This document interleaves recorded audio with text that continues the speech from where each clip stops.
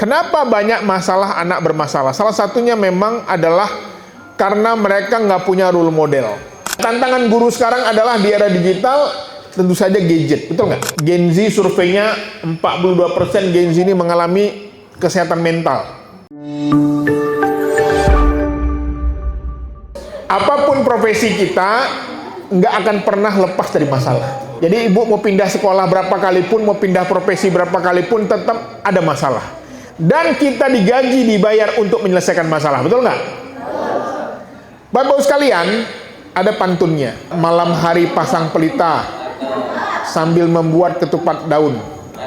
Hidup ini memang penuh cerita, kadang naik, kadang turun. Jadi kalau ada orang pengen hidupnya bahagia terus, nggak ada masalah, itu dia bukan manusia. Yang manusia itu ada masalah.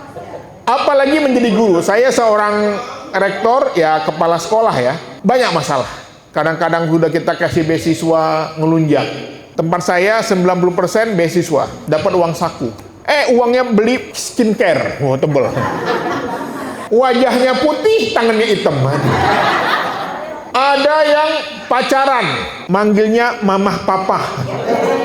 Bajunya kapel-kapelan.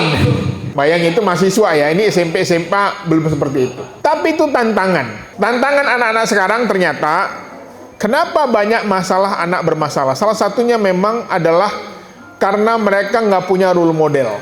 Zaman dulu kalau kita ingat, kenapa banyak kita nggak berani ngelawan? Kenapa banyak kita nurut? Karena kita sungkan, hormat dengan guru dan orang tua kita. Kenapa? Karena mereka menjadi teladan. Tetapi yang terjadi sekarang, kalau orang tua bercerai, ayah kabur nggak jelas, ayah tidak mencari nafkah, yang terjadi apa? Yang terjadi banyak anak ngelawan, memberontak, apalagi susah diatur, free sex, tawuran, narkoba. Kenapa? Karena tidak ada lagi respect dalam rumah tangga itu. Demikian juga dalam mendidik anak. Para guru harus saling respect. Tidak boleh menunjukkan ketidaksukaan kepada guru lain di depan anak, betul nggak? Tidak boleh menggunjing guru yang satu dengan yang lain di depan anak, betul? Kenapa? Kalau anak tahu keburukan gurunya, maka tidak ada lagi rasa hormat dari anak itu. Pertama, kita harus membangun respect. Sama kita sama orang tua kita. Bagaimana kita mendidik anak kalau orang tua kita sering berantem? Apa yang terjadi? Anak tidak hormat. Tapi Ustadz, kalau emosi kali sama suami gimana Ustadz? Jangan berantem. Putarkan lagu Selimut Putih. Bagi suaminya mau marah, apa? Bila Israel datang memanggil, jasad terbujur di pembaringan. Apa lagu ini? Yang hafal lagu ini dah tua, ini lagu tahun 80-an. Seluruh tubuh akan menggigil, sekujur badan kan kedingin. Ini lagu-lagu orang bokeh. Punya utang banyak. Alah, bentar lagu ini. Insya Allah utangnya lunas, amin. Tapi besok suaminya dibangunin sama istrinya. Bang, Bibi minta uang. Dijawab sama suaminya, tiada lagi gunanya harta, kawan karib sanak saudara, tinggallah hanya amal di dunia, itulah nanti pembela kita. Akhirnya dua-dua nangis, bila Israel. Jadi Bapak-Ibu sekalian, penting satu yang pertama tadi role model, jaga aib masing-masing, setuju? Tidak ada guru yang sempurna, nggak ada guru yang nggak punya dosa, nggak ada guru yang punya salah, semua punya.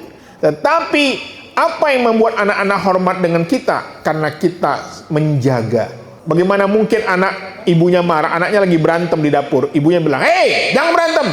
Apa kata anaknya? Allah, Umi Abi aja berantem tiap hari. Sama nenek aja Umi udah 2 lebaran nggak salaman. Nah, untuk itu penting menjaga fitrah, menjaga harga diri, menjaga citra, ya. Dan tantangan guru sekarang adalah di era digital, tentu saja gadget, betul nggak? Termasuk gurunya. Banyak ibu-ibu sekarang dikomplain anaknya karena tidak mampu mengontrol gadgetnya. viral ya, guru membentak murid, murid membentak guru ya. Next, selanjutnya. Dan termasuk SMA tawuran. Next, termasuk Gen Z, surveinya 42% Gen Z ini mengalami kesehatan mental, marah-marah, sulit tidur, kehilangan semangat hidup, apalagi nggak mau sekolah, menarik diri dari lingkungan, mengurung diri. Kemarin terjadi ya, anak 14 tahun di Thailand menembaki temennya, 7 orang meninggal, termasuk menembak kakek nenek yang mengasuhnya. Kenapa? Karena bapak ibunya cerai, dia tinggal sama nenek, lalu dia dibully teman-temannya. Nah, dia nonton video, akhirnya dia tembak semuanya. Makanya hati-hati, jangan sepelekan anak-anak yang dirundung. Ya, karena anak yang dibully itu akan dendam. Next. Dan FOMO, rela tekor asal kesohor, ini yang rame di SCBD, orang Citayam sama Cilebut yang rame ya. Next. Selanjutnya, dan efek utama dari kecenderungan dari media sosial adalah anak-anak ini mengalami depresi. Depresi itu artinya apa? Tertekan di dalam tekanan yang paling bawah. Apa ciri-ciri orang depresi? Nggak punya semangat hidup. Kalau udah ketemu orang depresi, udahlah, mereka nggak bisa diceramahi, mereka perlu waktu untuk bangkit dan pulih.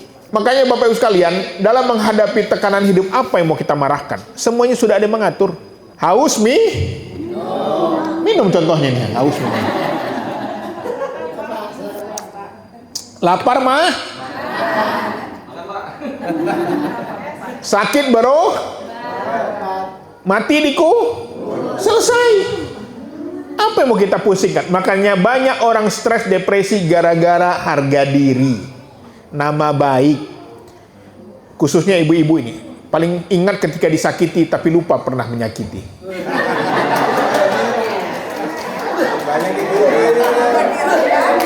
Kejadian 20 tahun lalu, ingat deh. Dulu Abi janji mau honeymoon ke Bandung. Udahlah Bu, yang 20 tahun itu udah. Ya sekarang aja lah. Next.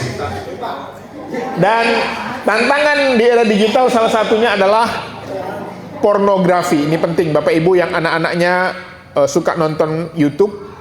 Mereka sangat berpotensi menjadi kecanduan pornografi. Termasuk LGBTG itu rata-rata mereka kecanduan video porno. Termasuk pelaku pemerkosaan, pelecehan, exhibitionism, yang menunjukkan kemaluannya di kereta api, di jalan, yang menempelkan kemaluannya di belakang orang lain, di bis, di kereta. Itu rata-rata karena rusak otak, karena kecanduan video porno. Termasuk ini terjadi pada guru-guru, para ustadz sekalian. Banyak kiai-kiai sekarang mencabuli santrinya, guru mencabuli muridnya. Kenapa? Karena kerusakan otak, karena kecanduan pornografi. Orang yang sudah kecanduan porno nggak punya rasa malu, seperti hewan. Ya, bahkan saya pernah menangani kasus seorang ayah mencabuli anak kandungnya. Saya tanya, Bapak kecanduan video porno? Iya. Termasuk suami yang selingkuh atau suami yang kahkuh. Atau nggak kahkuh? Menikah rasa selingkuh, menikah diam-diam, nah itu kahkuh namanya. Dia menikah resmi, halal, tapi perilakunya seperti orang selingkuh. Nggak boleh posting. Nah, itu namanya kahkuh. Tapi halal ya Pak ya? Halal. Cuman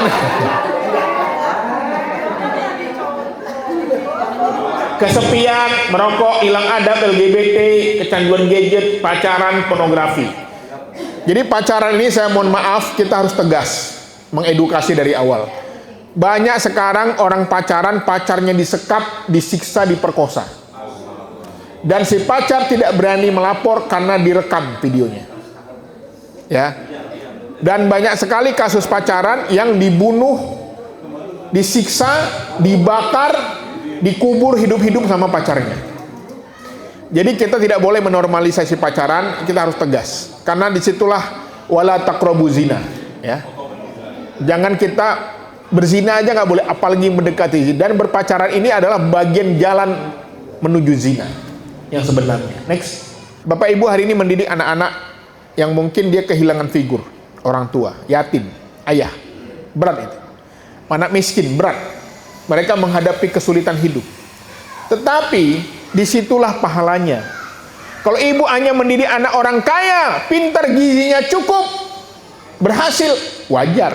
Tapi kalau bapak ibu mendidik anak yang nakalnya na'udzubillah, kehilangan kasih sayang, sulit konsentrasi, lompat sana lompat sini, berhasil, itu baru hebat. Tepuk tangan buat kita semua ya. Dan memahami kepribadian generasi Z sekarang, pertama ibu harus paham perkembangan remaja. Remaja itu masa-masa puber. Mereka masa-masa pertama, yang perempuan itu haid, yang laki-laki mulai mimpi basah. Moodnya swing, kadang senang banget, kadang sedih banget, kadang marah-marah.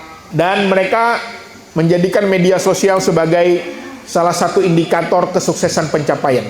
Makanya banyak remaja sekarang rela menjual dirinya demi dapat iPhone. Ini banyak kejadian. Karena iPhone ini menjadi indikator geng-gengan.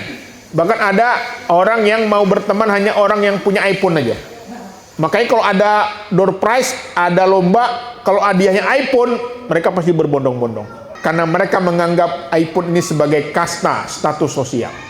Kemudian apalagi? Kurang suka baca buku yang manual, mereka maunya yang online. Melek teknologi, kehebatan mereka, tidak loyal tapi kerjanya efektif.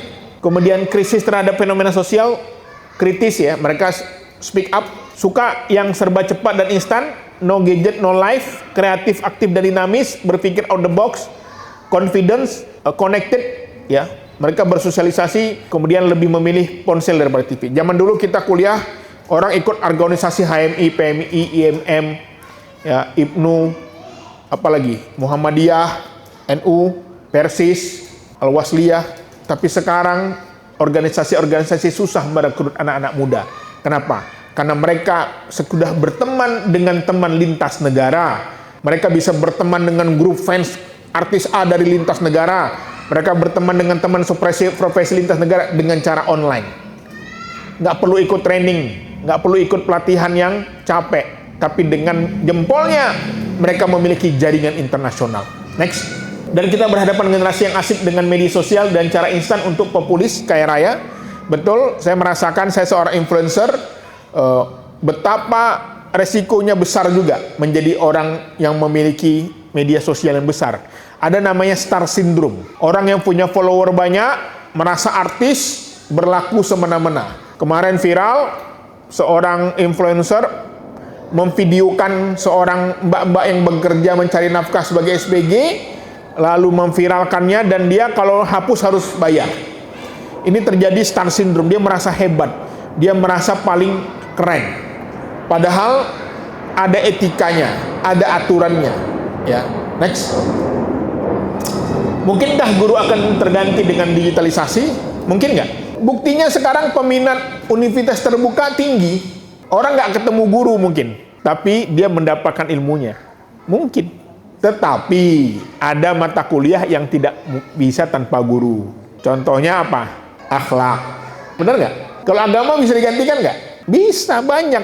Cara sholat, cara hafalan guru tahfiz, banyak online. Tapi yang tidak bisa adalah guru akhlak. Matematika mereka merujuk Jeremy Pauline.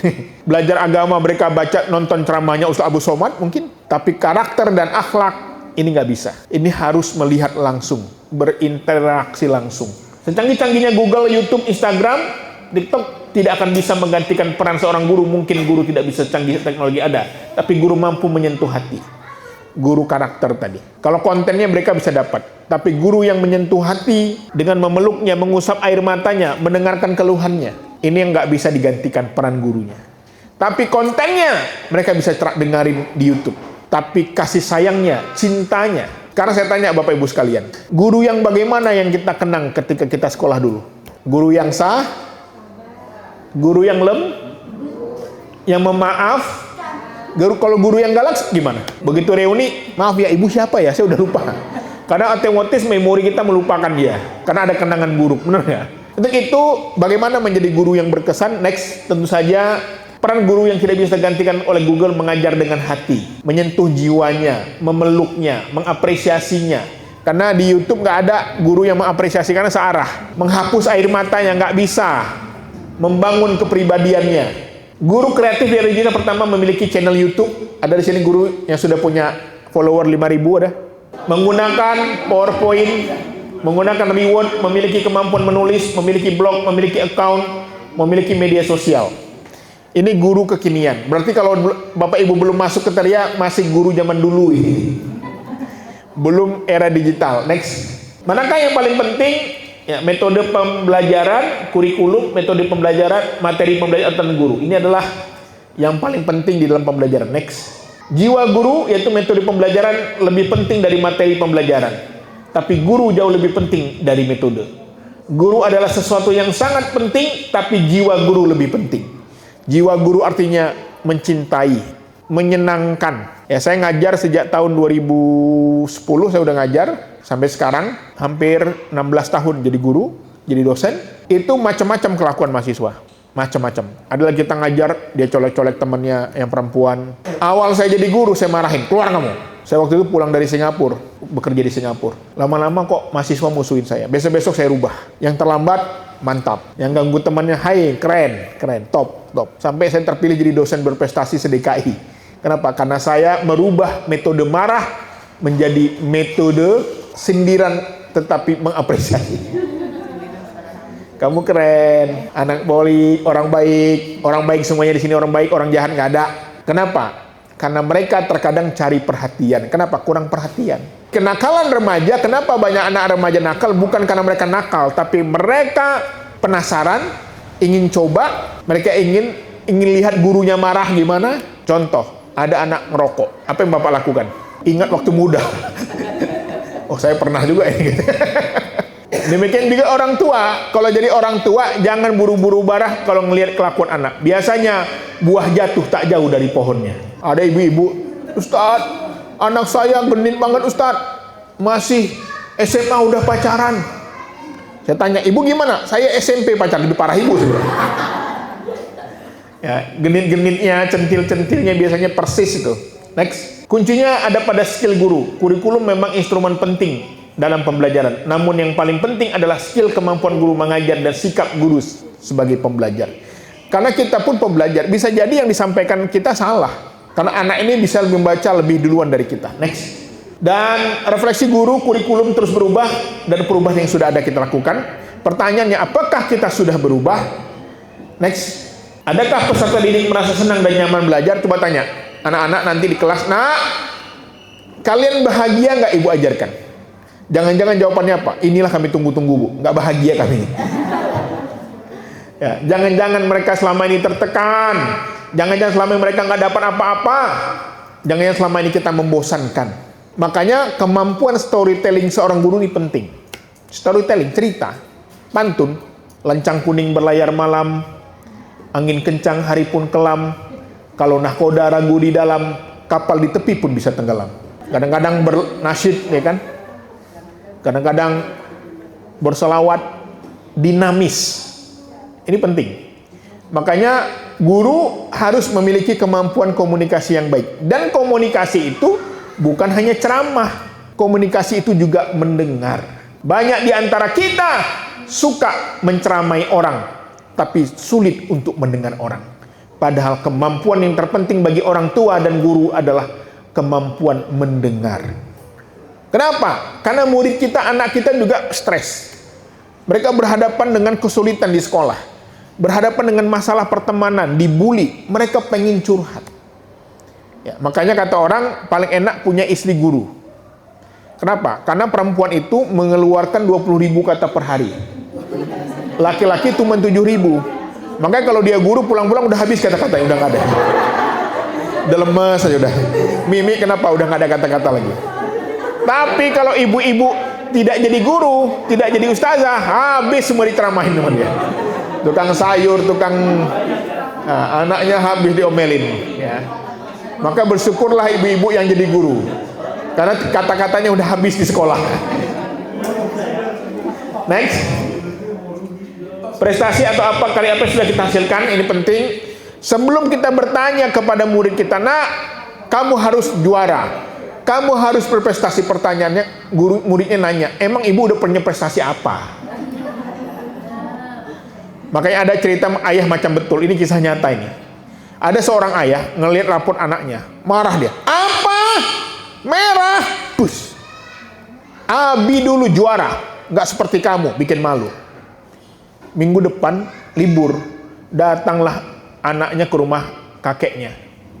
Sambil nunggu-nunggu dibongkar-bongkarnya lemari kakeknya. Ketemu rapor bapaknya, lupa lebih parah lagi. Ini namanya ayah macam betul. Ya. Untuk itu kita penting memahami bahwa semua anak tuh hebat pada dasarnya. Ada yang bisa matematika, ada yang bisa kimia, ada yang bisa bahasa, ada yang bisa olahraga. Tapi terkadang guru suka banget mendiskriminasikan kecerdasan anak. Seolah-olah anak yang bisa kimia, fisika, dan matematika yang punya masa depan, betul nggak? Padahal ada banyak kecerdasan. Ada namanya multiple intelligence. Bahwa kecerdasan itu ada 9. Nanti saya jelasin. Next. Dan teknologi memudahkan kita, kunci tetap gurunya. Next. Peran guru bukan hanya menyampaikan materi pelajaran dan membuat siswa menjadi cerdas. Next. Tetapi peran guru ing ngarso sang tulodo, membimbing, ing madyan mangun karso, membangun tutwuri handayani, menyemangati. Kenapa? Karena sesungguhnya setiap anak ini punya potensi. Dan kita lihat sekarang apa yang terjadi, guru-guru joget, murid-murid pun joget. Next. Yuk kita mulai dengan guru yang menginspirasi. Next. Membangun lingkungan yang positif. Next. Berakhlak. Next. Lanjut aja. Cek media sosial kita, sudahkah kita menampilkan yang baik-baik. Next. Jangan jadi guru provokator. Guru yang tidak menjadi provokator kompor kejahatan bagi guru yang lainnya. Jangan menghasut murid. Jangan menggosipkan guru lain. Next. Memilihkan atau membimbing siswa untuk memiliki circle bergaul yang bagus. Next. Guru dan orang tua memberikan bekal. Ini penting, makanya perlu ada komunikasi antara guru dan orang tua, termasuk dalam hubungan pergaulan lawan jenis, pengaruh milih teman, komunitas, cara berpakaian, adab. Saya mohon maaf tadi saya dengar, saya tanya-tanya, di sini banyak yang anak yatim, betul ya? Hati-hati, karena saya banyak menangani kasus anak-anak yang hamil di luar nikah. Ini bukan nakut-nakutin ya. Itu rata-rata anak yang tidak punya figur ayah. Dulu waktu saya jadi dekan di salah satu kampus, saya kumpulin anak-anak. Ada anak yang dari kampung cantik. Saya bilang, kamu hati-hati ya. Saya bilang, kamu ini cantik dari kampung. Ini Jakarta, kota besar. Iya pak. Sudah lama nggak ketemu, tiba-tiba datang ke kantor saya. Saya tanya, kamu udah nikah? Udah pak. Mana suaminya? Udah cerai pak. Kok bisa? Saya hamil di luar nikah. Marah saya. Kan saya udah bilang. Iya pak.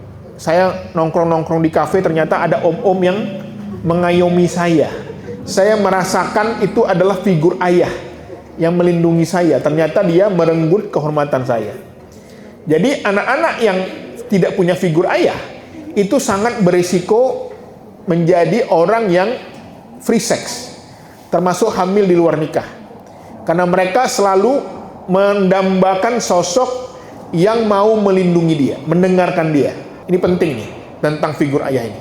Next. Dan stop membanding-bandingkan murid tentang kecerdasannya. Kamu bisa apa? Si Anu hebat, kamu jangan. Belum tentu anak yang hari ini sukses bisa sukses selamanya. Belum tentu anak yang hari ini nakal bisa nakal selamanya. Kenapa? Karena setiap orang itu berkembang. Kenapa? Ada kecerdasan yang tidak ada nilainya di raport dan tidak ada nilainya di ujian nasional. Apa itu? Berani, pantang menyerah, pandai bergaul, pandai membawakan diri, mudah berkomunikasi, tahan banting, supel, adaptif. Itu nggak ada nilainya di raport, benar nggak? Tapi kemampuan life skill inilah yang menentukan karir mereka. Makanya banyak ketika reuni tiba, anak yang dulu nakalnya na'udzubillah, dia pula yang traktir kita. Dia pula yang jadi pejabat. Dia pula yang jadi pengusaha sukses. Kenapa? Karena mereka memiliki kecerdasan yang tidak ada nilainya di raport, tapi menentukan masa depan. Dan ini ada 9 kecerdasan. Yang pertama natural. Ini orang-orang yang bercocok tanam, menanam pohon, memelihara hewan. Ini naturalis namanya. Yang kedua musik. Anak-anak yang bisa bernyanyi, bernasyid, mengaji, menghibur, ya. Itu juga kecerdasan. Yang ketiga, anak-anak yang bisa matematika, salah satunya kecerdasan. Esensial, menanggulangi pertanyaan tentang mengapa kita hidup. Oh, ini seperti Rocky Gerung. Esensial. Interpersonal skill, memahami dan bekerja sama dengan orang lain. Body kinestetik, olahraga. Linguistik, bahasa. Dan intrapersonal skill, memahami kekuatan dan kelemahan diri, mampu memotivasi dirinya sendiri dan membuat disiplin diri, dan kecerdasan visual, spasial, gambar, melukis, desain. Ya. Artinya apa? Semua anak itu hebat. Tidak ada anak yang bodoh. Jadi kalau dari sekarang anak ini pintar ngomong, matematika nggak bisa, fisika jelek, tapi pintar ngomong, berani, cocok jadi lawyer, betul nggak? Lawyer dia. Ada anak jago matematika, tapi komunikasi sulit. Oh, ini ilmuwan. Nggak bisa. Data analisis, dia nggak ketemu orang. Ada anak matematika bisa dikit-dikit, fisika bisa dikit-dikit, tapi dia mudah beradaptasi. Nilai sosialnya tinggi. Oh, cocok jadi politisi, calon bupati masa depan. Atau dia pintar matematika, pintar fisika, pintar kimia, tapi pintar ngomong juga. Pandai bergaul, tahan banting juga. Ini calon presiden, calon pemimpin masa depan. Ya, next. Jadi jangan diskriminasikan anak. Semua anak punya potensi. Kalau anak ini jago banget olahraga, udah arahkan jadi atlet. Kalau anak ini pintar banget, dia sosial, politik, udah jadi politisi. Kalau anak ini pintar ilmuwan, jadi ilmuwan. Semua anak itu hebat. Tidak ada anak yang bodoh, karena Allah Maha Adil. Next. Bersemangatlah dalam mengajar dan mengupgrade diri. Ya, makanya guru-guru hari ini pintar sekali. Yayasannya mengundang saya supaya upgrade. Termasuk ada kursus, ada peluang sekolah yang sudah S1, S2, sudah S2, S3, ada S3, S4 atau apa kalau ada sekolah. Ya, ikuti training. Terakhir pesan saya, Tanjung Katung airnya keruh, tempat anak raja mencuci kaki. Suami istri jangan sering begaduh, nanti salah satunya tidur di kursi. Demikian, assalamualaikum warahmatullahi wabarakatuh.